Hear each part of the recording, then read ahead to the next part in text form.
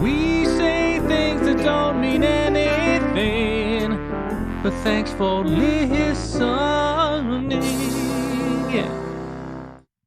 Hello, everybody. Welcome to We Say Things, episode 50.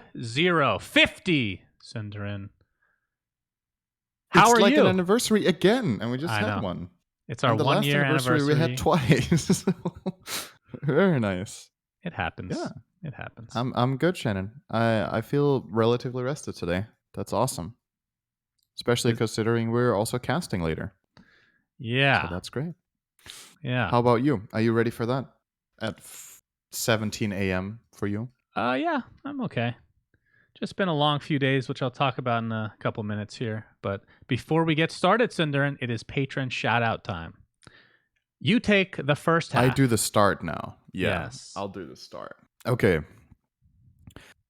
_ Ben Broomhead, Ben Jackson, Blaze, Chosnek Pizda, DG, Dop Diporia, Dyslexic Lawyer, Fane, Freb the Pleb, not Fred. Okay. Freshly Seasoned Goat Balls, Ganesh Arshaman, and GG Gamer 74. Also, Anonymous, Milos Gravilovic, Nivnav, Novi Panda, my boy, Poop Feast 420. Wow, that is quite the name. Pitch Black, Ronnie Keel, Scott Benotti, Terry Tip, The Coward, Fellowship of the Ping, Vincent Moore, Wooden Aftertaste, and Zeroic Dota. Thank you all for being part of the In Bruges tier for Patreon. Did somebody rename to Freshly Seasoned Goat Balls, or is that a new patron? I couldn't tell you. I copy paste and it gives me what it gives me. Gotcha. Yeah, they probably rename every week to fuck with us. Perfect. Okay. Yeah. Thank you guys very much, as always, for being the big supporters of the podcast, but obviously thanks to everybody who is chipping in. Our Patreon has been steadily growing since it came out, and we're actually closing in on 200 patrons right now. So that's really great. So thanks everybody for that. And Thank you.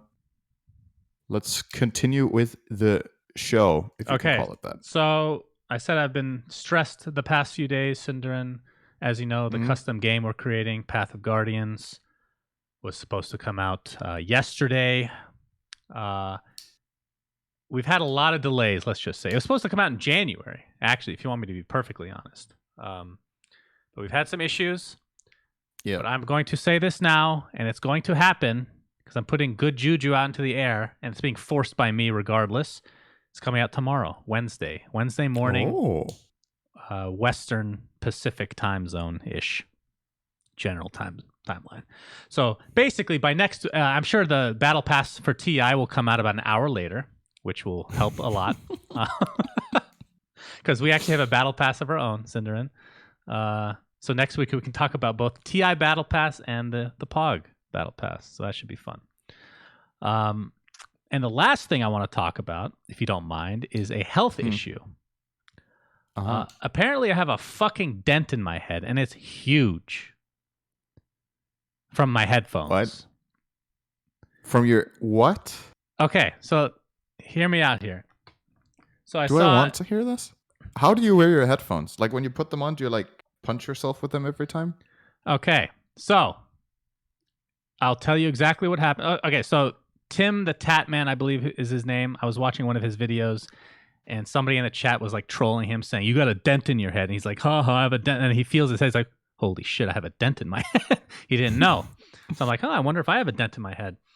So it's actually a thing where, depending on the headphones, you're wearing them for so long that they can indent in your fucking head. Okay, it's not permanent, from what I've been told. But you've got hair. It doesn't matter. So how tight are your headphones? The headphones that I have been wearing for the last year and a half are the ones that have done it. Brand will remain nameless, although it's probably in my Twitch profile. They're very, very heavy at the top for some reason. I remember the first time I put them on, I'm like, God, why is it so heavy up here? That's so annoying. I just didn't think anything of it. But then ultimately your head went numb to them, basically. Something like that. And I'm now not you talking, don't have a head anymore. I'm not talking, like the problem is I have a lot of hair right now, so you can't see anything. But it's not like some small indent. So you see the top of this the headphones here, right? It's like a somewhat thin. Let me just point down a little bit. Somewhat thin headband here. Okay, imagine two enormous ones like this. These are where my indents are. I have two enormous indents in my fucking skull. Shannon, don't I have the same headset as you? I don't think so. What do you have? It's not that heavy. That is not my. No, those are No? the one that you're wearing. The one I'm wearing now is not the one that's ruined me. Okay. Oh, I see. Gotcha. Okay. This is an older model. This is a different model anyway. Yeah. Their newer model, which I got like a year and a half or 2 years ago, apparently just fucked me beyond belief. I can't even believe how bad it is. So what are you going to do about it? I'm using these headphones for now, which have their own issues, but at least it's not giving me a fucking dent in it. How about treating it like people that bald and make it a feature? So when you start balding, a lot of people just cut off their hair because they're like, this is just me now. How about you embrace this and you make like a little theme park in your dent? A theme park for ants. God, your suggestions are so stupid. You know, they're not even funny. You. I laughed out of respect for you and not your joke. Okay? I mean, laugh's a laugh. That's true. Okay, let's get started with the episode. I'll keep you guys updated on my weekly dent recovery rate. Weekly dent update. I like that. 7.26a was released, Cinderin, very shortly after 7.26, of course. Yep. What are the highlights for you? A lot of the changes to move speed related things, no more percentages for like boots. Talk to me about it. Yeah, so basically what they've done is they've kind of backtracked in a way, the way move speed works. So the way it started working was that all of the boots stopped giving flat move speed and started giving percentage-based move speed some months ago. I don't remember how long. But now they've reverted it and changed some of the values to flat. And what that basically does is it makes all of the heroes with good base move speed slower because they don't get the percentage benefit. And it makes the slow heroes faster because the flat is more for them. So for example, boots of speed beforehand gave 15%. Now they give 45. If you do the math, that's the exact same for a 300 move speed hero. But for anyone with above 300 move speed, they're slower. And anyone with below 300, they're faster than before. This change is kind of, I think it comes from the fact that Dota in general has just been creeping like crazy on mobility and movement speed over the last like year or two.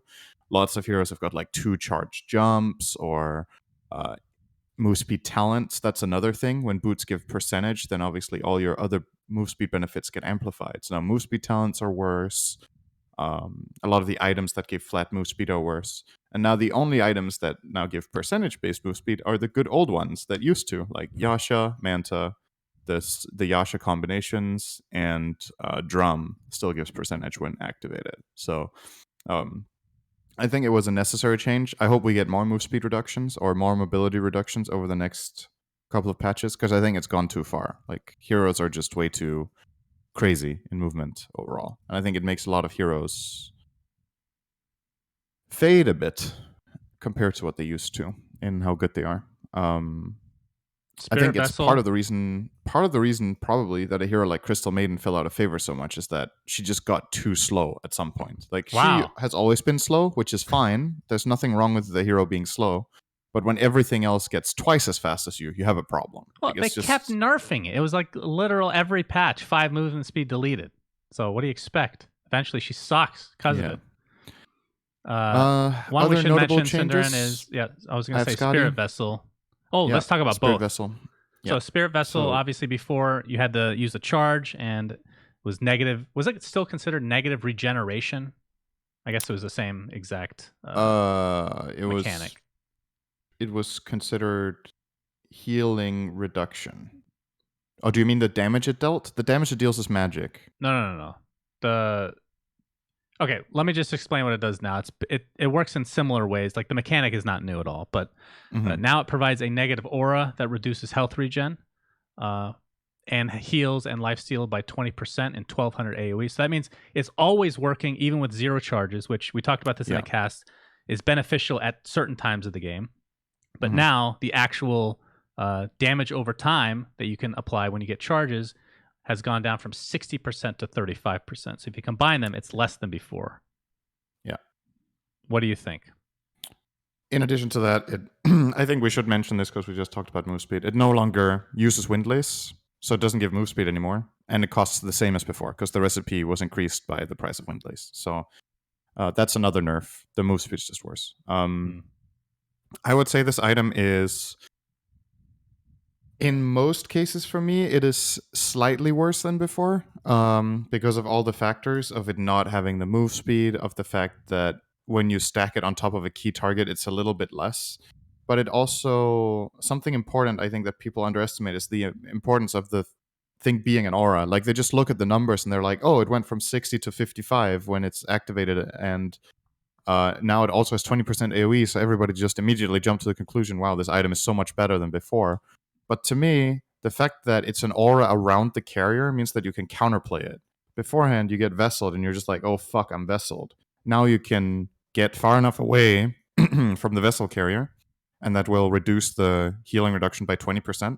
You can kill the guy with the vessel, which allows you to heal way more.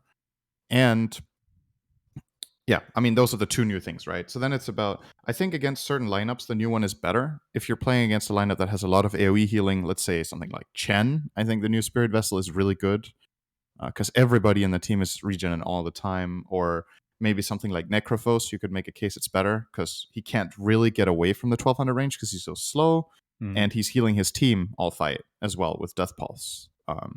But against a lot of the heroes you bought it against before, that I think it's worse, probably something like Morphling, Alchemist. Would you consider, from like the carrier's perspective, like who buys it?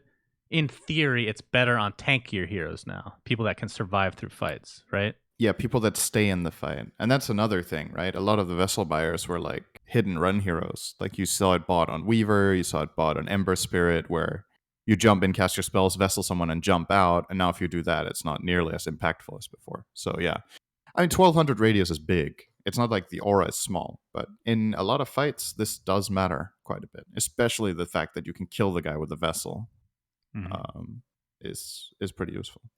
But yeah, we'll see. Maybe, as always, this when new items come out, sometimes I overrate them, sometimes I underrate them. I feel pretty strongly that this was a good change and a good direction, but maybe the numbers need a little more tweaking overall. Yeah, it's possible that it's still, because beforehand it was considered too good, and that's why they changed it. And even if this is a nerf, it might still be really, really strong in a lot of cases, and therefore still look too good. And maybe the new one is even better. Like, I could be wrong here, because 20% on everyone might matter more than I think.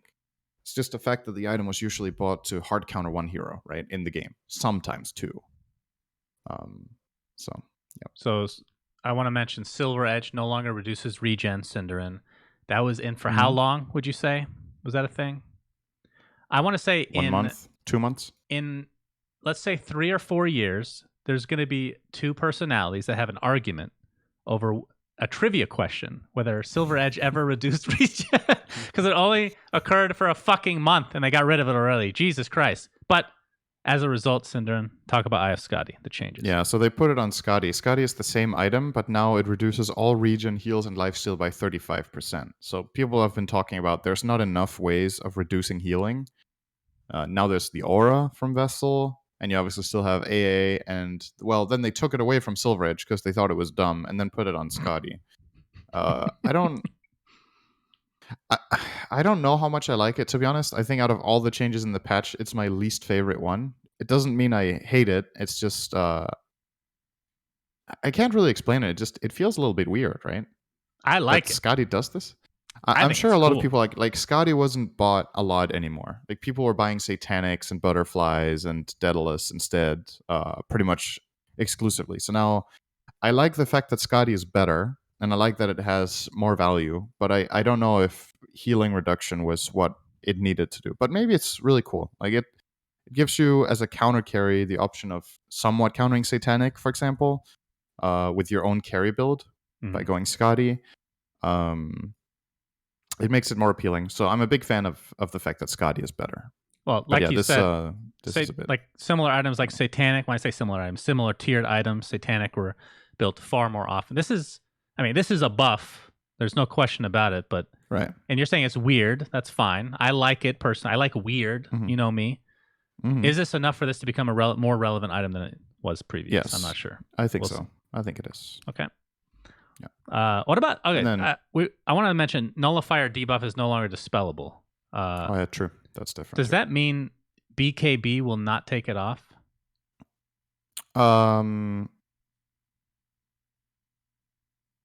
What can you even have on? What can nullifier even remove while you're BKB'd? Let me just think. That's a good point, actually. I think you can't dispel it, but I think it gets removed by magic immunity. But BKB doesn't give magic immunity anymore. When they changed that, all my knowledge went out the window. So that's why I ask you these questions. Oh wait, so good to know it hurts your it's a brain bit of a too. definition thing. I haven't seen this happen, so I can't tell you for sure. I think BKB still removes it, but you can't Lotus Orbit off anymore, for example. Yeah. If it can't be removed by BKB as well, then it gets really interesting, because then a carry with, say, BKB Satanic, for example, can't pop BKB and then Satanic to counteract it. But yeah, I haven't seen the interaction yet of BKB being used after. I haven't tested it. I could test it right now, actually. Good timing. I'm curious. Just gonna have a look. Anything off the top? Like a lot of the hero changes were relatively minor, nothing crazy. The thing I was surprised with, and we kind of talked about this when 7.26 was originally released in its 3-line glory, we thought that a lot of the heroes would get stat changes. I'm guessing that's still coming, right? Maybe it's just too short a notice, or not enough stats to base this off of. Okay. Right. I feel like it's inevitable that will happen. Yeah, lots of the hero changes are just move speed based. So heroes that have any sort of percentage based move speed got changed because of the boots change, so that it's in cohesion, just coming in the same patch. But yeah, that's it. There's like a couple of nerfs to specific heroes. I think Caudle got one of the biggest ones. Caudle and Phoenix and Pugna. Probably the single biggest nerf of the patch is on Pugna's Netherward level 1. It went from 30-second duration to 18. It was used to destroy lanes, actually, early on. People realized that you could do some crazy stuff with it. So yeah. All right. Almost ready to test that interaction I wanted to test. Great, because I was about to switch subjects completely. I don't want to talk about this patch anymore. Please hurry. Just quickly buying a nullifier here. Nullifier, and this guy gets BKB. Well, I'm just going to not talk and just wait. It doesn't remove it. You were right. It stays on. So it's like Demonic Purge then. Yeah, just that Demonic Purge. Yeah, it's the exact same, isn't it? Well, it does damage. Demonic Purge, that's the big difference. Yeah, sure. And Demonic Purge with Eggs has break, but outside of that, like the concept is the same. It's a basic dispel, right? But Demonic Purge is...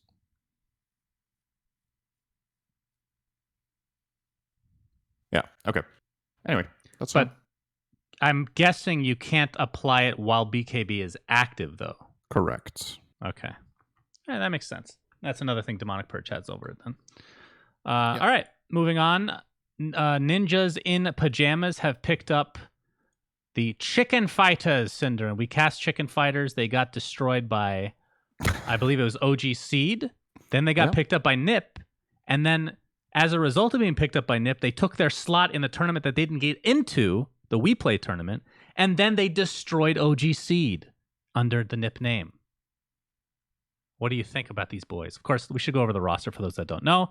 Charlie Dota Supreme, who had a god tier game on TA. We cast that one. He was like 22-1.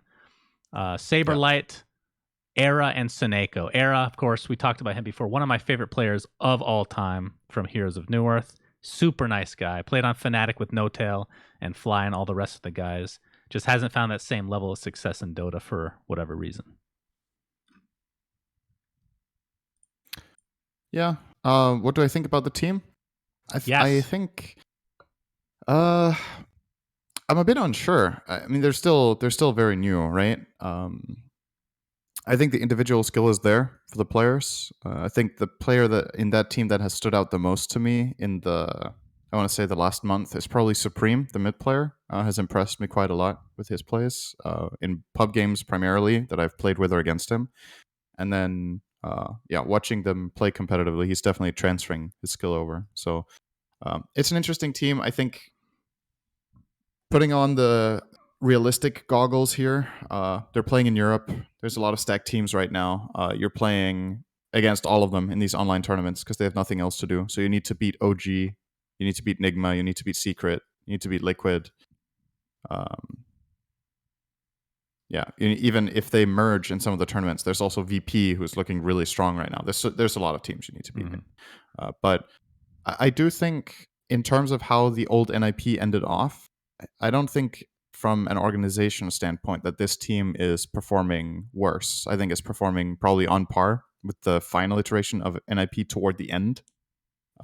Not the version that qualified for the major, which then didn't happen. I think when NIP qualified for the major, they were playing on a different level than these guys. But you know, they also need time to build up and everything. I'm just interesting to see them play some more. They've been looking pretty solid, so it's promising.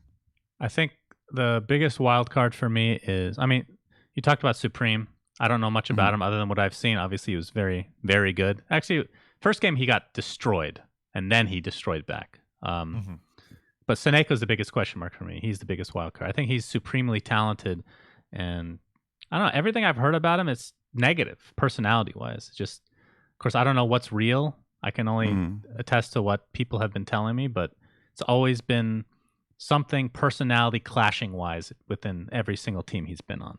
So I don't know if he's matured, if maybe it's not him, it's you kind of thing. Yeah. It's always you, though, right?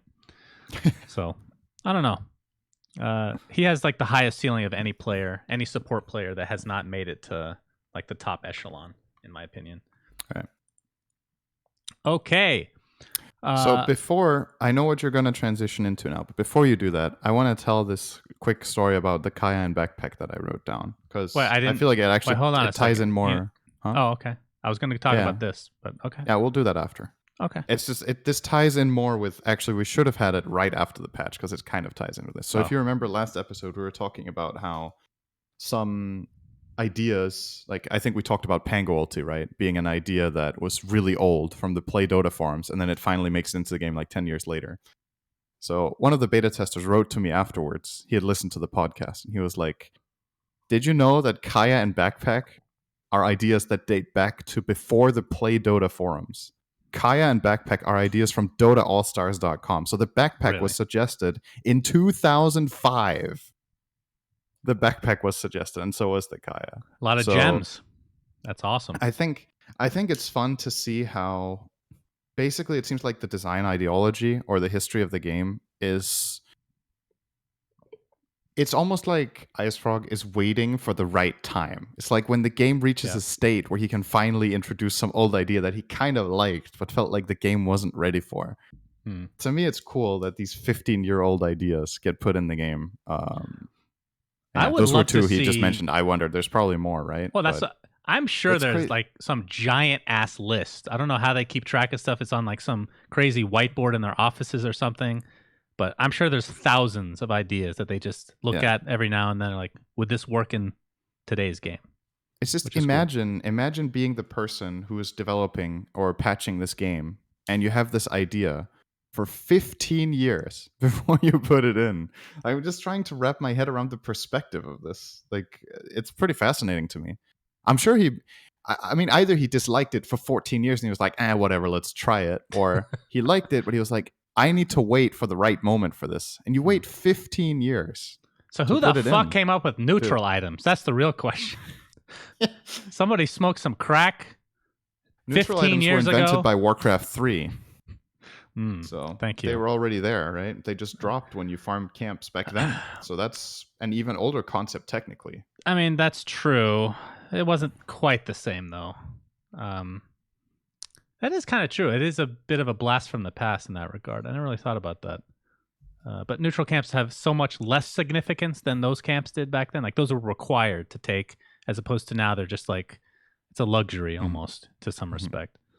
That's pretty cool, though. You should ask him for some more ideas that they're going to put in the game so we can highlight them on this podcast.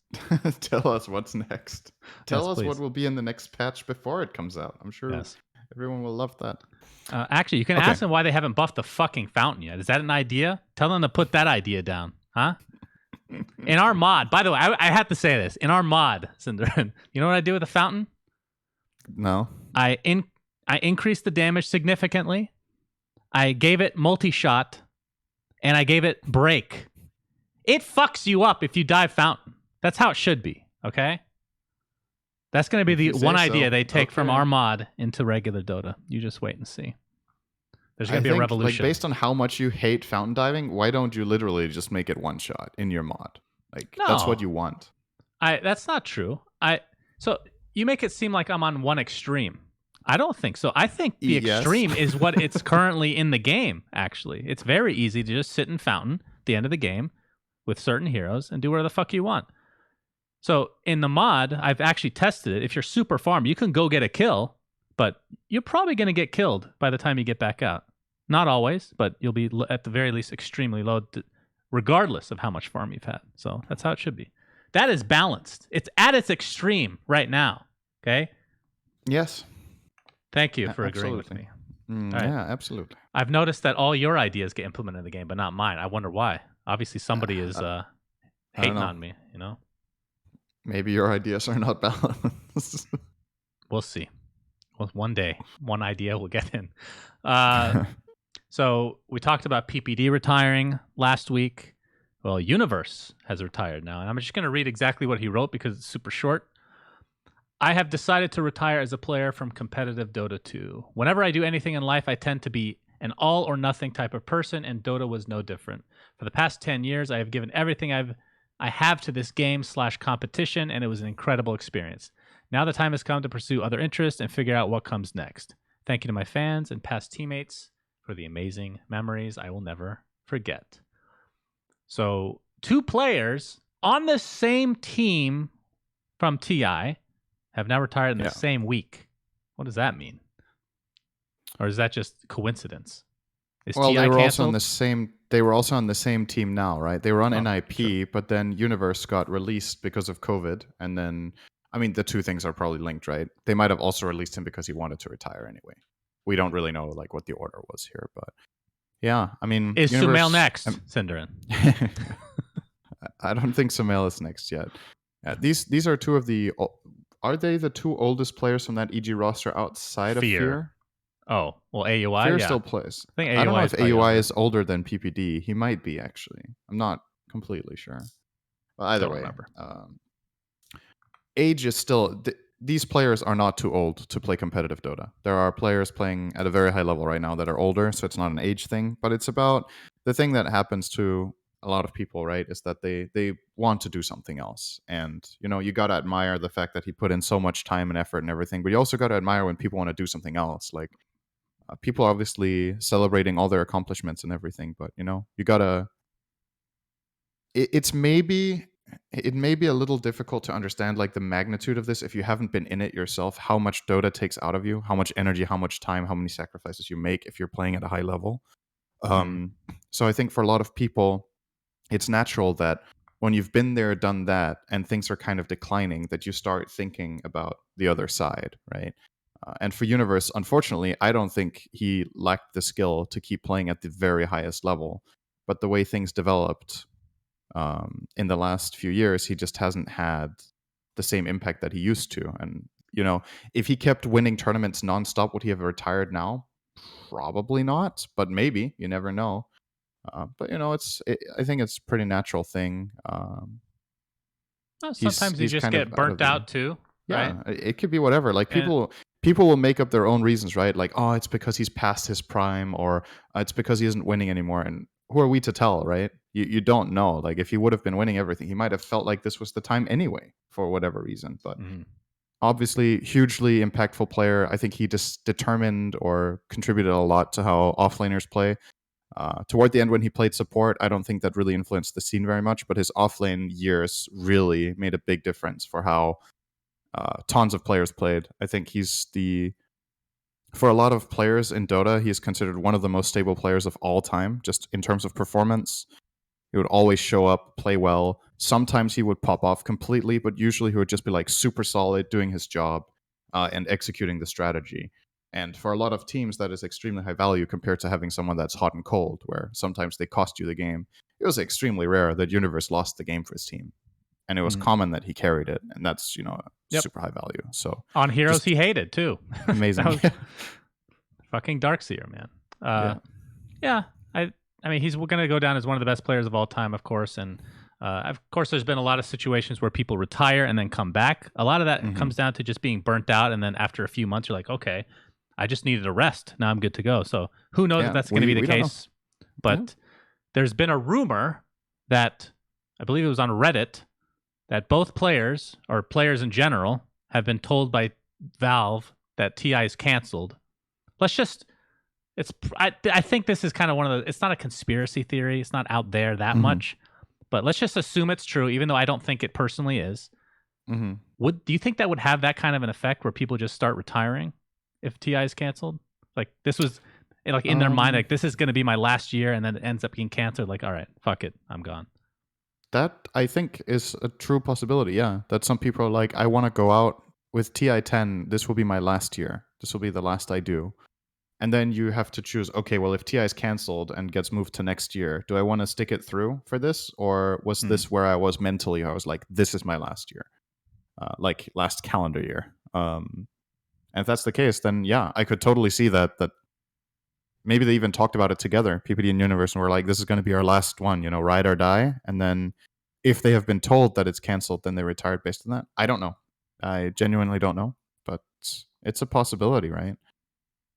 With the current state of the world, it's likely that TI if it gets run at this point, it will not be at the original date, right? I think it's relatively safe to say now that this running in August in Sweden seems really unlikely at the current point. And it might not happen this calendar year either, but it might happen before next August. But we'll just have to wait and see. This is pure speculation. I have no idea what's happening with it. I haven't heard anything.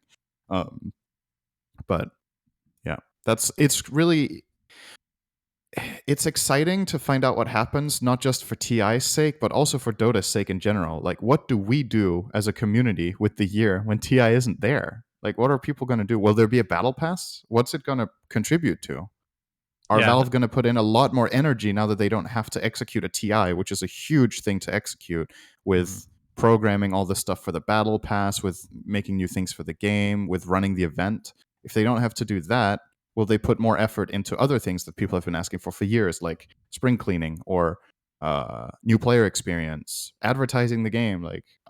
Well, that's the thing that surprised me. The silver lining here is that if TI doesn't happen, it might, in the stretch, be good for the game, actually, which is, a pretty weird perspective to have. But when you think about it, if Valve put in the same amount of effort and hours and don't have to do TI with just this year, imagine what else they could do. That's true. I'm personally super curious to see what they do. Artifact. They'll just work on other games. Maybe it won't even be on Dota. That's kind of the issue, right? Yeah, I'm sure there's a lot of speculation right now, and there's definitely something going on, right? But yeah, I'm assuming we'll find out within the next month. Like, realistically, they have to tell it soon, right? Be like, okay, TI is moved or TI is canceled, because people have made plans, right? Around, I'm going to take August off to go to Stockholm or 2 weeks or whatever. And we're reaching a point where, if people were starting to book flights and hotels and travel and everything, I don't even know how it works right now. If you even can book stuff for August, like maybe all the booking is just impossible. I was actually looking it's officially reopened. I don't know. I was looking up flight costs just out of curiosity. And they're actually just the same prices they've always been, aka pretty expensive, which I found a little surprising, actually, because a lot of these planes are like basically empty. Like, how many people are traveling right now? Yeah, it's not many. But even though maybe I should have brought this up early on, but it does kind of tie in for the NBA. Obviously, the season has been postponed like everything else. They said that in 3 weeks, they're open to the idea of players. I believe it's 3 weeks. Let's just say it is. Players going to their respective practice facilities to start working out, which obviously would be the first step into, which is weird because I believe has not gotten better in the U.S. It's only gotten worse. So I don't think the U.S. is ready for this, if I can be honest with you. I don't think so. I agree. think that could work in other countries. Yeah. in Denmark, things have got a little bit lenient with some things, a bit more. But yeah, this is not a Corona podcast, Shannon. So Apologies.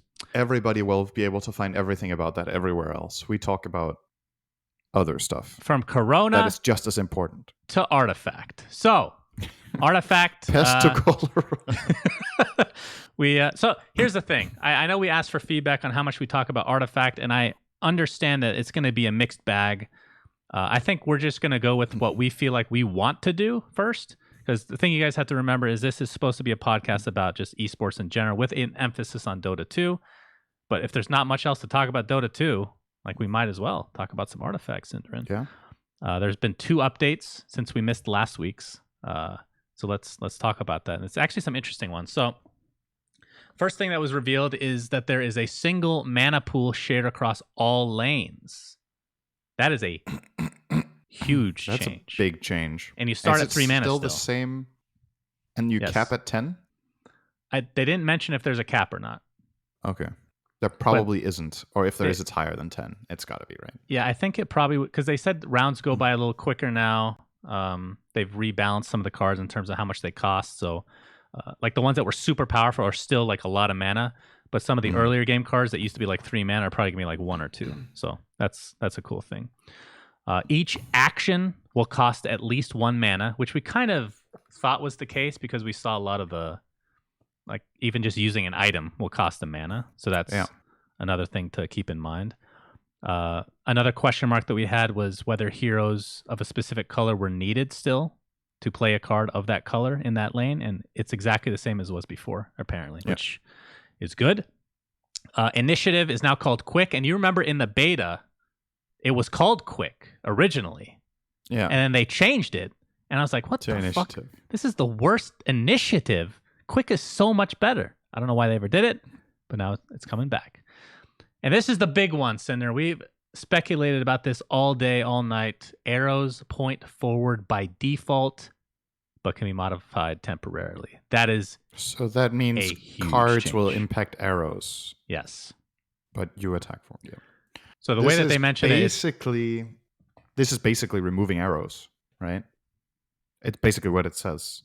Because if everybody attacks forward by default, but you can modify the direction, it's like saying arrows is not a concept, but units can taunt or misdirect or whatever. Yeah. Right. Right. So arrows are gone, pretty much. That is a huge change. Right? That is a really big change that a lot of people wanted. Yeah. There's been some key. First of all, I just have to give a shout out to Valve. I don't even know if I'm going to like this version of Artifact more. Like, obviously, the monetization model is going to be better. Like, there's no guarantee that I will even like this version, but their transparency so far is just a breath of fresh air. There's been some keyword changes, so armor works a little bit differently now. So before, let's say you had 3 armor, every unit that attacked you would just be -3 attack. Yeah. But now the armor will only work temporarily and gets refreshed over the round. So if somebody attacks you for 5, it'll block 3, and then if somebody else attacks you the same round, they will not be blocked by any armor. Then it gets refreshed over the round. Cleave and Siege are now active all the time, which is a ginormous change. So the way that it used to work is, in order for Cleave to work, you had to have a unit in front of you, and then you would cleave to the units to the side of them. Now, it doesn't matter. And then if there's nothing in front of you, you hit the tower and cleave on the heroes or units. Yes, now you would, according to this. And then Siege, which essentially meant if you're blocked, you do damage to the tower, now just works all the time. You don't have to be blocked, which is intuitively, if you like when they first brought that up in beta, I thought that's how it worked, right? That's the first thing that pops in your mind. Siege would only work if you did not hit a unit. That Siege would give you increased damage if you were hitting the tower. That would be my intuitive feeling about this word. If I just hear it, I would be like, oh, whenever you're hitting a building, you do bonus damage. Yeah. But this was the opposite way. Yeah. Yeah, it was a bit weird. There's a new keyword called Feeble, where it reads, each unit attacking a feeble unit will deal excess damage to the tower instead. So a lot of people, I'm not too familiar with other card games, but I believe Overpower is, I think that's what people were talking about, is a very common... This is basically overkill, right? Yeah. Yeah. So you deal... I don't know if it's called that, but... Yeah. A unit has 5 health, you deal 10 damage to it. The excess damage, which is 5, goes to the tower, which is cool. Debbie, my girl, got a rework, Cinderin. Yeah. She's still a black hero, a 4 damage, 3 health unit now. She has a reactive ability called Scrapper. After combat, if Debbie the Cunning dealt damage to a tower, give the tower -1 armor and give Debbie 1 armor permanently. That sounds pretty really strong. good. Yeah. That's really good, isn't Sounds it? really strong. And then her signature card is now 2 mana called No Accident. Deal 2 damage to a unit and give it Feeble. So that's where Unless, okay, wait a second. So maybe we're overrating this. When the enemy tower has -1 armor, with the new way armor works, does that mean it just takes 1 more damage per turn and then the armor is 0? Does minus armor work the same way as plus armor? You know what I mean? Right. So, well, we don't know if armor on the tower gets refreshed every round, but I guess. Okay. I'm assuming it sounded like the keyword is just changed, right? The mechanic is different. Because if that's the case, then -1 armor to the tower is not that big of a deal. If it's not the case, then -1 armor to the tower is a really big deal. Mm-hmm. That's true. Very big difference here. So yeah, I don't know. Guess we'll have to see. They also talked about card unlocks. All players will unlock cards in playing in any mode, but they didn't really go too specific on how exactly that works. You can still like make tournament games and just play with whatever cards you want, which is good. Mm-hmm. And then they talked about a lot of the feedback that they received, which was very obvious what they were going to write about. Progression type system. They're going to use the Underlord's ranked system. So I don't think there's anything inherently unique about it, but it sounds good to me because I thought it was a good system. So yeah. And in terms of quality of life stuff, there's going to be replays, view match history, spectate friends, chat history, basically stuff that should have been in the game to begin with. Do card games in general have replay? I feel like this is unique to this card game. Like maybe Magic has it. I don't know. I haven't played Magic Online, but Hearthstone definitely... Wait, Hearthstone did they? I don't remember. I don't remember it having a replay system. Hearthstone did have replays, didn't it? At some point, at least. I don't know. So maybe... Never mind. I don't think this is that unique. But... Still good to mention that Valve realized the value in replays. I think a lot of game developers don't care that much about replays, and they're like, it's about being in the game. But every time you play a game and replays aren't there, you're like, they're missing, right? To be fair, they did have replays in the beta. It was just really ghetto. Like it. Oh, never mind. That was something. Replays. It has spectate only, so it is something pretty special to card games, I think. Okay. Well, you can spectate a friend play, but there's no replay. So yeah, Artifact was kind of backwards because they had the replay system, like I said, but it was just they just needed to make it prettier, and then they were going to implement it anyway.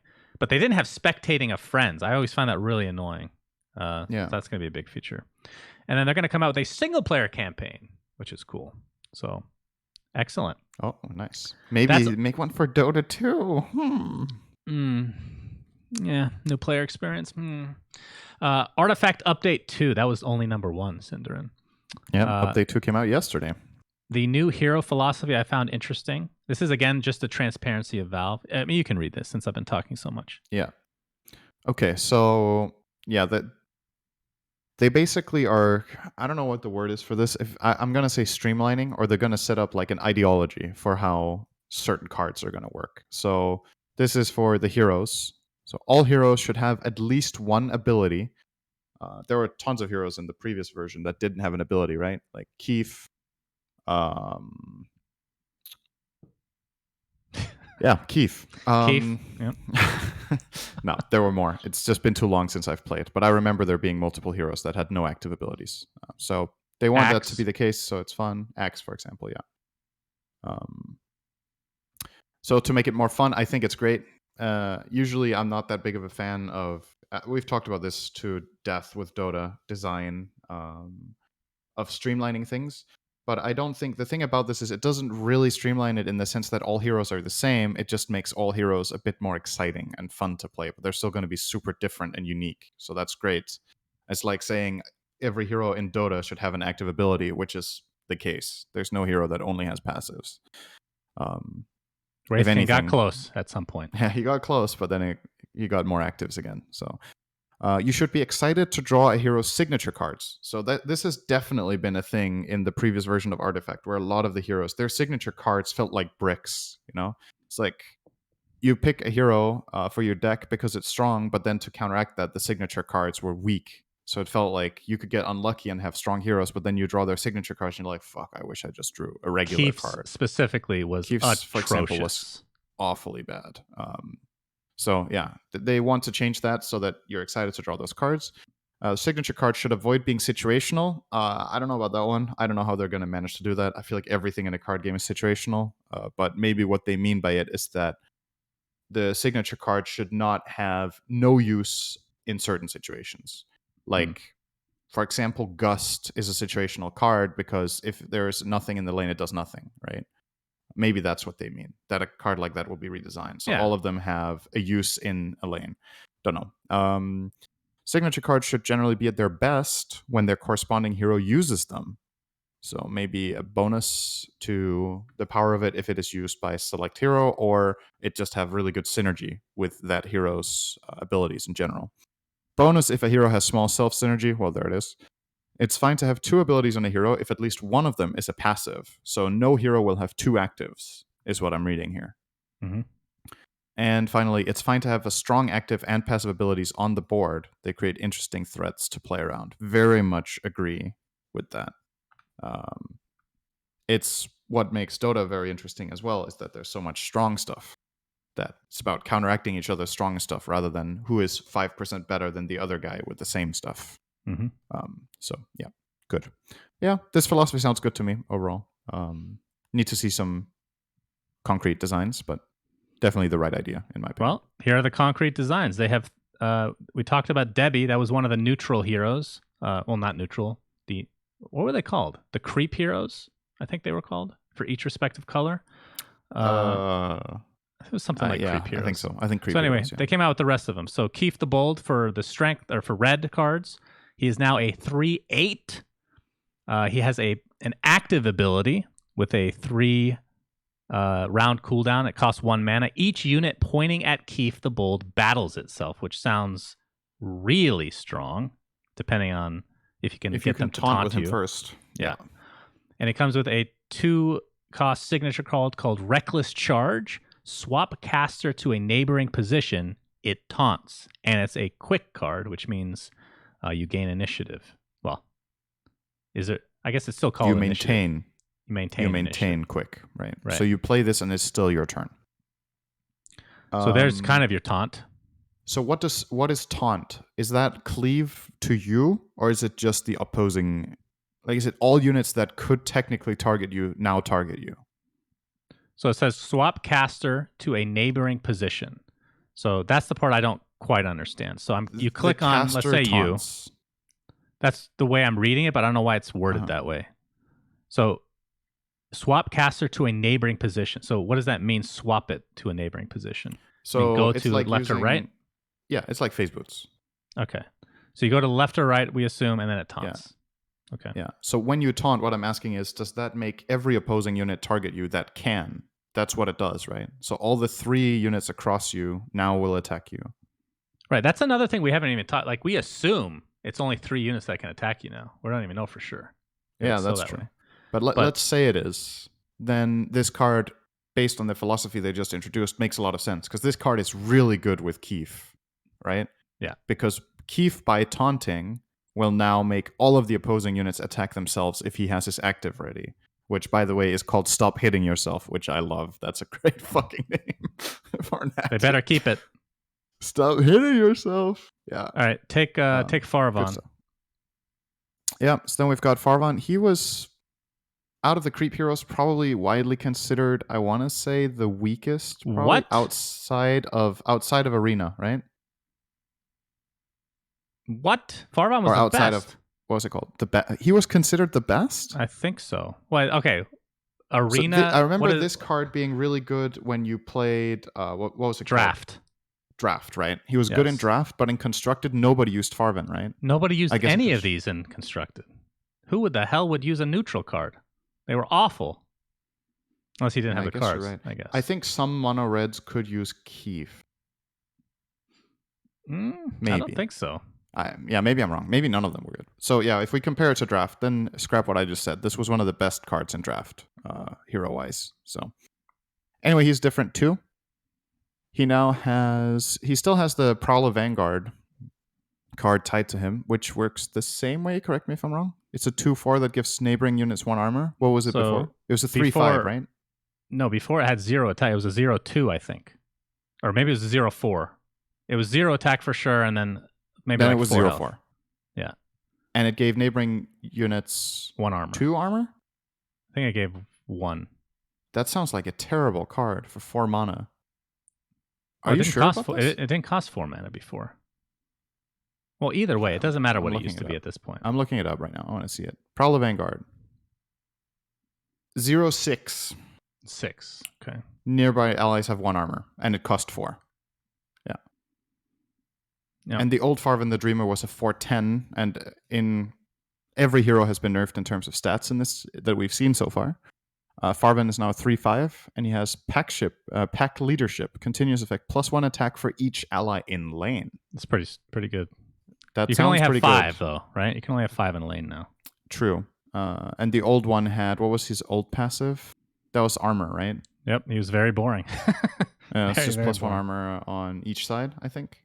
Mm-hmm. What was it? Yeah, that's it. Something like that. Yeah. All right, so that's Farva. And then the last one is Jamoy, my boy, the blue. He is now a 2/6. 6 health is actually, I believe, I want to say it's more than... No, maybe that was the same as before, but that's still a decent amount for a blue card. Relative to before, it's more, for sure. Yeah. Overall. He has an active ability called Wisdom of the Elders, has an active that costs 1 mana, 4-round cooldown, draw a card, so that's actually the same as before, but reduce cooldown by 1, but not below 1. So each time you use it, it'll reduce it, and if the game goes long enough, you just draw a card literally every round. That sounds pretty freaking good to me. So if you start with Jamui on the board, he gets his first draw turn 4. Then he gets his next one turn 7, next one turn 9, and then 10, 11, 12, 13, 14. If he's not dead every time he can cast it. Right. So I think there's a lot of strategy, actually. If this card is in the game, I think there will be a lot of strategy. If it turns out it's good, we don't know. But let's say this card is good. There will be a lot of strategy revolving around killing Jamui on the perfect turn. Kill him right before it comes off cooldown so that he is dead the turn that he could use it. Then you delay this ramp up that blue can do. So it's actually... I think it's cool. It's a similar mechanic to... They actually put it for Finger of Death on Lion as one of the last patches. Each time he uses Finger of Death, it loses 1 round cooldown, but that hero was so garbage. But his card for Jamoy is 2 mana Runic Instigation. Refresh all cooldowns on one of your units. That sounds... Does that include Jamui? Because if it does, blue can ramp up fast. Yeah, that's true. It definitely would. Then he can Wisdom of the Elders, Runic Instigation, Wisdom of the Elders again. Yeah. So you can quickly get it down to a 2-turn cooldown. Mm-hmm. That means on turn 4, you can draw 2 cards and get him down to having the next draw on turn 6. Instead of having the next draw on turn 7, then 9, you will have 6, then 7. That's a big And if you draw all of your signature cards. Yeah, if you have more instigations, if you have 2 of them, then you can start drawing a card every turn, starting turn 5, technically. Yeah, that sounds hilarious. But you're also spending all of your mana on that round then, doing that. And that's all you do. So that sounds a bit dangerous too. That sounds like blue. Suck early game, win everything forever. I guess after that. And then the last thing we'll mention for Artifact, which is actually super cool. They're doing this was so random, okay? They're doing a vote on what hero to implement into the beta. So I was thinking, Synderin, before we talk about these heroes, can we come to an agreement, you and I, who people should vote for? And let's see if we can kind of get people behind us so we can choose the hero. Does that sound good? Okay. But we have to agree on it. Right. So before we talk about it, let's list the heroes, and then each of us get a veto, and then we can discuss the last 2. Okay. Gotcha. Yeah. So the first one is Huskar, a red hero. Active is Life Break. Passive is Berserker's Blood. Signature is Inner Fire. They don't give any information other than what the skills are, but we can assume what we want. Yeah. Snapfire is a green hero, which I find interesting. Active is Mortimer Kisses. Signature is Snapfire Cookie. Okay. Arc Warden is blue. Active is Tempest Double. Signature is Spark Wraith. And the last one is Nyx Assassin Black. Active is Vendetta. Signature is Spiked Carapace. So I'm not going to cheat. Arc Warden. Whoa! I was going to veto that. Okay. I get a freebie. Why do you want to veto Arc Warden?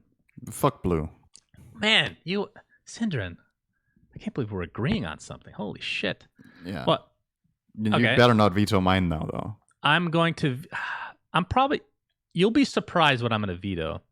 I'm thinking of like I was going to veto Snapfire, but I'm like, because it's a green hero means that one of the, like, I feel like one of her signature card is Snapfire Cookie, active as Mortimer Kisses. So maybe she doesn't get her little guy out. Whatever his name, Mortimer. I'm going to get rid of, believe it or not, my favorite color, which is Nyx Assassin. Nice. Okay, let's discuss the last two. Do you have a strong feel? I have a strong one that I want. I want Huskar. Me too. Yes. I do. Let's I want do Huskar. it. All right, let's talk about what this could mean. Okay. Mm-hmm. So we don't know what the stats would be at all. Active is Life Break. Passive is Berserker's Blood. Signature Interfire. Let's talk about what these could do, like in terms of numbers. So comparing to what usually happens in Dota with these abilities, right? If the active is Life Break, he probably jumps to any spot that's empty on the field and attacks the target, dealing damage to it. Yeah. Okay. And taking damage. So, for example, let's say it's his active. It probably costs 1 mana. That's what all the actives have done so far. Let's say I think this one will have a lower cooldown than the bigger ones. It might be like a 1 or 2 second 2 turn cooldown. 3 at least. If it's a movement thing, like I think you could cross lanes with it. It depends because if the design of this hero is that he deals damage to himself, then he's already inherently a high risk card, right? So he should be high impact too with the jump. Like if you say let's say he's a 10 health hero and he pays 5 health to Life Break to jump somewhere and attack, then if that's a long cooldown as well, how good is the hero really? I don't know. It depends, right? Well, again, that's relative to old school mentality on Artifact. How long is 3 rounds even? It's supposed to be shorter. Yeah, right? Maybe that's true. not that long. Who knows? Okay, so I kind of agree. I think it's going to be you move to another lane even, not just the lane that you're in, and you deal damage to them and yourself. Okay, passive Berserker's Blood. I mean, lower health you are, the more so in Dota it's attack speed, so that doesn't really work. It's got to be damage, right? The old school Huskar. Artifact. That or he regenerates every turn. Because that's what Berserker's Blood does now. So the lower HP you are, the more you heal at the end of the round. But then what the hell is... Okay. That would have really good synergy with Life Break too. If you heal a lot, then you can keep jumping to other lanes without dying. So I think that's what it will do. I think it will regen and only regen, not give damage. Yeah. That makes sense because you're dealing a lot of damage with your ult anyway. Okay. And then the signature card is Inner Fire. So an Inner Fire... it disarms and does damage. So disarming is a pretty powerful mechanic in Artifact. AoE disarm? Yeah. I think Inner Fire will be a pretty expensive card, and then it will work kind of similar to the old Primal Roar, where you have to cast it across a red hero. But then the targets that you hit get disarmed and get pushed 1 tile to the side. So you open up a line in the middle because Inner Fire gives a knockback in Dota as well. It's not to other lanes then, like no. Roar. I think it's 1 tile to the side, and if they can't get pushed, they don't get pushed. But I think they will get pushed 1 tile to the side, take damage, and get disarmed, and therefore it will be an expensive card, like maybe 5 mana or something. Right. Okay. I like it. Yeah, that's my okay. guess. So if you guys are fans of us, if you wanted to help us, hey, how about this? People that have said that they can't afford to help us out with Patreon and stuff, we totally understand. This is how you can help. You can vote for Huskar. Vote manipulation to support the podcast. Let's go. Support us by voting for Huskar. You blue heroes, I know you're going to go for Arc Warden anyway. Like this feels like an American election. It really comes down to 2 heroes, Syndrin. Okay? It's Arc Warden, who all the crazy sons of bitches want to vote for, but all the sane people know is ridiculous. All the sane people are spreading their votes to these other 3 heroes. We need to consolidate. We need to agree on one, which we have done for you here. And Huskar. Vote for Huskar. The link in the description of the YouTube video will have the voting link. But here's the problem. You can't get the Americans to vote red, right? So we need all the other countries to vote red. True. So there you go. That's a good point. America's very dumb, is what Cinder is trying to say. No. All right. Next topic. These next ones won't take too long. I'm I just found them interesting. So Counter-Strike Go, their source code has been leaked, Cinderin, which this actually happened. If you remember when, actually, I don't know if you can remember this. You were probably in diapers back then, but when Half-Life Source, the original, first came out, that was the source code was leaked months before the game was released. That was a huge deal back then. And I know Valve like redid all their security, like they just flipped everything upside down, went more hardcore on all security related stuff. So it was reported that their source code was leaked. Dev response was, "We have reviewed the leaked code and believe it to be a reposting of a limited CSGO engine code depot released to partners in late 2017 and originally leaked in 2018. From this review, we have not found any reason for players to be alarmed or avoid the current builds." Do you believe them? So this leaked in 2018, supposedly. So there has been a leak before, but I haven't heard about that. Me neither. Yeah. I didn't hear about the 2018 original leak. Mm-hmm. So I don't know. Do I believe them? Yeah, I think I do. I don't think they would lie. Yeah, I don't think they would actually lie. And I don't. If it turns out that, like, look at it from the company's perspective. If they lie about something like this and it gets discovered, you lose all trust in your customers, right? Like that's really you can't lie about something like this. Yep. If there's, I mean, yes, technically you can if you can make sure that there is no way people find out. But if it gets found out, I just don't believe that. I think this is honest. And I have no reason to believe that it's wrong based on the fact that nobody has reported any problems since. This was 5 days ago, and there hasn't been like any reported issues after this leak that people are getting hacked or losing stuff or whatever with that source code. So it's based on that. It seems everybody believable. Cheats in Counter-Strike already, so nothing new, right? I mean, hey, but you know what people don't cheat in? Valorant streams. Actually, not true. That's kind of cheating too. And people are supposedly already cheating in Valorant somehow. They are. So occasionally, yes. Yeah. So, well, this is your topic. This is your favorite game. So go ahead. I've been playing a lot still. I really like the game. I'm not gonna lie. But yeah, there's been this. We talked about the streams on Dota that are free Arcanas type stuff. Mm-hmm. I wouldn't put it on this. I don't know if it's the same, but it's kind of the same realm, I suppose. So for those that don't know, the first week or two of Valorant, only certain people got drops on their streams. Certain streamers were allowed to do that. Dr. Disrespect randomly was not one of them, but he said that he was getting drops. So that was a little drama in and of itself. That's a whole nother story. So the ones that are super popular right now, even though every stream, if they want it, gets drops now, are the titles that say 24/7 Valorant streams or 24/7 drops. So essentially what happens is you get somebody that he could go live for like 5 hours or whatever. He just plays a replay for the remaining hours in the day. So people just, if they want another key or whatever, they just leave it on literally the entire day. So this is boosting the viewership for those streamers. And of course, people that are putting in the hard work to live stream are upset about it. What are your thoughts? Yeah, I don't know why this is allowed. I think, but why is free Arcanas allowed? Well, it's not. It gets banned all the time, right? But all the time. Well, okay. within the terms of service, this might technically be allowed. I don't know what the terms of service says. I think, from what I remember, when streaming on Twitch, you need to stream content. And what I mean by that is you can't put on a stream of you sleeping, for example. That is not considered content because there's nothing happening. But you're allowed to rebroadcast, for example.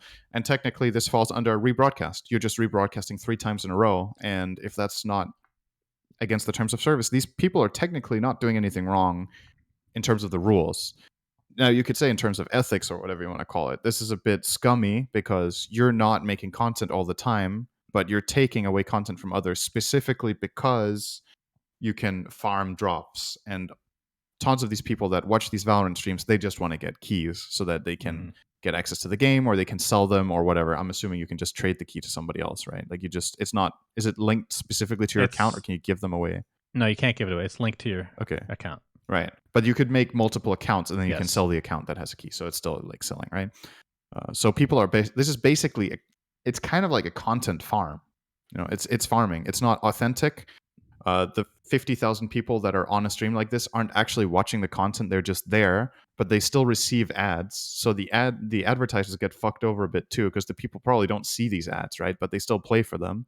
So It's just bad, right? The Typical advertisers are going to Cinderin. get worse return on investment, huh?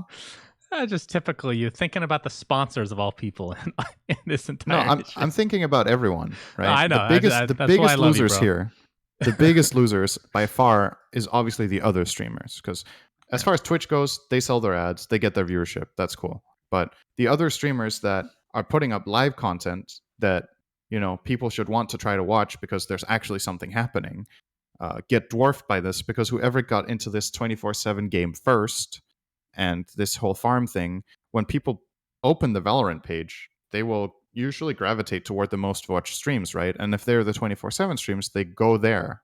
And the biggest problem here is discovery, I think, is that the people that stream live for like 1,000 viewers are so far down the list that a lot of the time you just don't find it. And if all of these 24/7 streams weren't running, these people would maybe be on the top 10. And So then do you think this is a right? Twitch specific problem, or is it a combination of the way that Riot is kind of handling the drop system? I think so. How does it technically work when the stream is on Twitch? These 24/7 streams, are they live or is it marked as rebroadcast? No, they're live. They're considered live by the algorithm, because that's the Yes. thing here, right? If not, they could just say no drops for rebroadcast, right? Which is probably already the case. Not sure if that is the case, but sure. In theory. I personally think here, within reason, it should be against terms of service to rebroadcast without marking it as rebroadcast. I think that's the real problem here, is if you're recycling your own content over and over again, it's a rebroadcast by definition. So then you shouldn't be allowed to do that and mark it as live. Live means live, rebroadcast means rebroadcast. And that's the fix to the problem. You do that from Twitch's side, you enforce those rules, and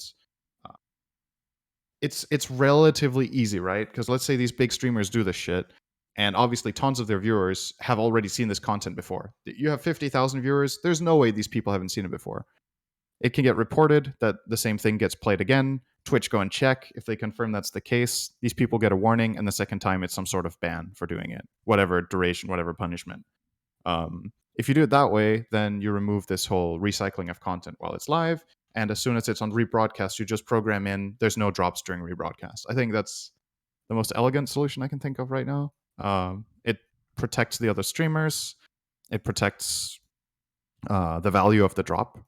And yeah, I think that's the real question. I'm kind of surprised they haven't done it already, to be honest. Like, why is this not the obvious fix? The real question, Cinder, is have you gotten a Valorant key yet? No. But I also haven't tried. So maybe I should open a 24/7 stream and just have it run in the background. What do you think? That's how you get it.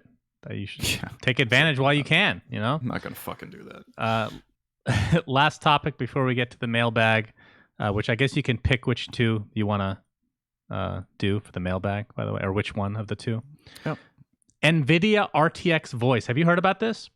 Yes. So I'm going to read the little snippet I think here. Because you linked it, actually. I didn't hear it before. So NVIDIA RTX Voice is a new plugin that leverages NVIDIA RTX GPUs and their AI capabilities to remove distracting background noise from your broadcasts, voice chats, and remote video conferencing meetings. This allows users to go live or join a meeting without having to worry about unwanted sounds like loud keyboard typing or other ambient noise in noisy environments. RTX Voice also suppresses background noise from players in loud environments, making incoming audio easier to understand. So this is an AI plugin that stops background noise, which by itself, you're like, oh, okay, that sounds kind of cool. Have you seen any clips of this working yet, Cinderin? No. But so I didn't want to mess with my setup, but I did try it on my own. The only thing that I tested was clapping. Didn't make any noise. The first clap, I could see the mic go off a little bit, and then after that, it made no noise. And the clip that I watched was somebody with this very loud, like, I don't know what kind of fan it was, like this very loud fan plugged in and going off on high, and he was hammering his desk and talking at the same time. You couldn't hear the hammer, you couldn't hear the fan. It's actually pretty fucking incredible. I was very impressed. So I'm guessing the way this AI works is that it's kind of like machine learning, right? Where they've just trained the audio. They've trained this algorithm in understanding what is considered good sound and what is considered bad sound. right? Mm-hmm. That's got to be what they've done. So it That's will the way I detect thought of anything that. that is considered voice goes through, and anything that is considered not voice does not go through. The thing about something like this is it does come with the inherent problem of, if you want something that's not voice to go through, how do you do that? Like, if you want to actually make these sound effects and have fun, like you want to, as a joke, you want to play your drum kit or whatever, you can't do that, right? Because then Well, you just toggle that's it just off. right. So then you have to, if it's just an on and off toggle that you can just do with a second, like any second you switch it off, any second you switch it on, that's obviously really good. I thought this was something that might need to have boot up permissions or whatever to run, and then you No, couldn't. it's just a little app that runs. Oh, you just switch it on off. Okay, that's pretty cool. So Yeah, the way I nice. was thinking about it is, Sounds yeah, good. it should detect what a human voice sounds like, which I was like, oh, this could be good for Slacks. But then I thought about it a little bit more. His voice when he screams is not a human sound. So that might actually block it out for people. So then I messaged him like, you should fucking use this. No one has to hear your voice anymore. Just kidding, Slacks. We love you. No, not kidding. All right, mailbag. Which question you got? I think we should just do them both. Okay, do it to Why it. not? All right. So the first off, I'm guessing this is a reference to a movie I haven't watched. So we're just gonna actually, let's cut that out and take the serious part of the question, not the other one. Okay. What do you think are the reasons? This is from Lucky Bert. What do you think are the reasons Valve stepped up their communication game? Is it maybe Casey? It feels like something changed since she works for Valve. So I think this is like a cause effect kind of thing. I don't think Casey has done all of this. I think Casey got hired because of Valve's decision to make an effort in this direction, and she's part of it. That's my guess. I don't think she has the power or has single-handedly swung this communication ship around. I think Valve, based on all the community feedback, everything they've heard, talked about on forums, on whatever, from the fans of what they want, have decided to give it a shot, and she has been hired as part of that step. And therefore things are happening. I don't know. Maybe Casey plays a bigger role than I think in everything that's being orchestrated. It's obviously her job, so she's coordinating this and taking a big part in it, no doubt about it. But I think this is bigger company structure decision, and we are fans of it so far, of this change. But yeah, as far as Casey's role, I can't tell you. I don't know. But she clearly is working on it, right? If I mean, the domino that started all of this is Artifact. Literally, it was such a huge failure on epic proportions. It's not like it was just like we kind of made fun of Ricochet and whatnot for being a quote unquote failure, but it's not like it was touted to be this next AAA game, right? Mm-hmm. Artifact was $1 million tournament. They hyped it up for a year. We hyped it up for a year, and it was a complete beyond failure. And I think the communication part was definitely a big aspect to it. So yeah. I agree. As a company, they probably just felt very out of touch, and this is their way to kind of creep into what a normal company does these days, I guess, is the best way to put it. Second question is from MG Wisney. I love Dota. I started playing Dota when I was 18 years old, and now I'm in my 30s, and I don't have enough time to make playing the game worthwhile anymore. Still, I watch an absurd amount of professional Dota and follow it like any other professional sport I love. I also have expendable income that I didn't used to have, but the only way that I can currently contribute to the health of the professional scene is by buying a battle pass to a game that I don't even have installed anymore. What do you think Valve can do or should do to open up new ways for me to support my favorite esport? This is a really cool question. I don't even know a good answer to it, honestly, because there's a lot of stuff they could do.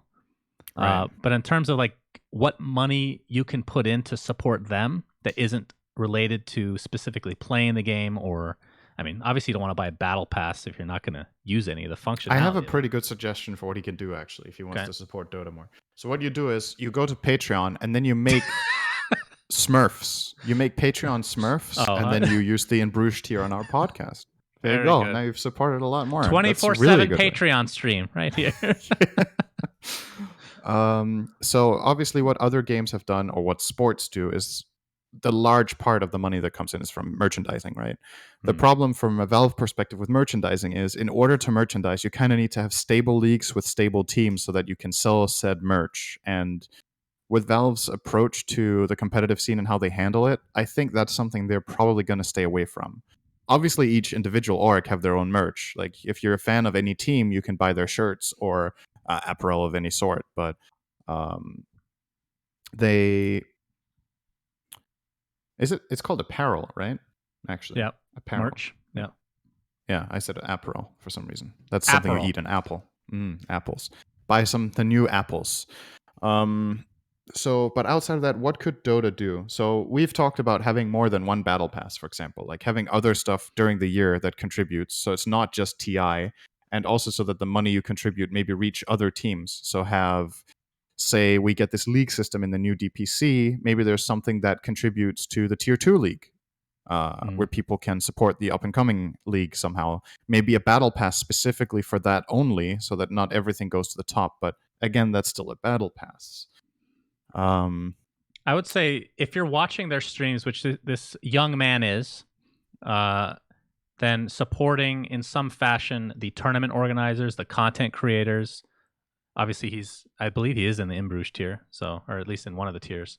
So he's already doing that to some respect.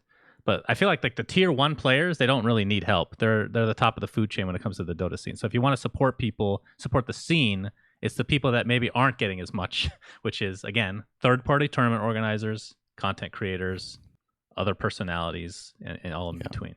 Streamers, whatever the case may be. I don't have some unique idea, though. At specifically, is there... So what do other games do except selling merch for the teams that are in franchise leagues or whatever? Is there something we could get inspired by? Say, does Riot do anything in League? Does Call of Duty do anything from the developer standpoint to raise money for whatever in the game?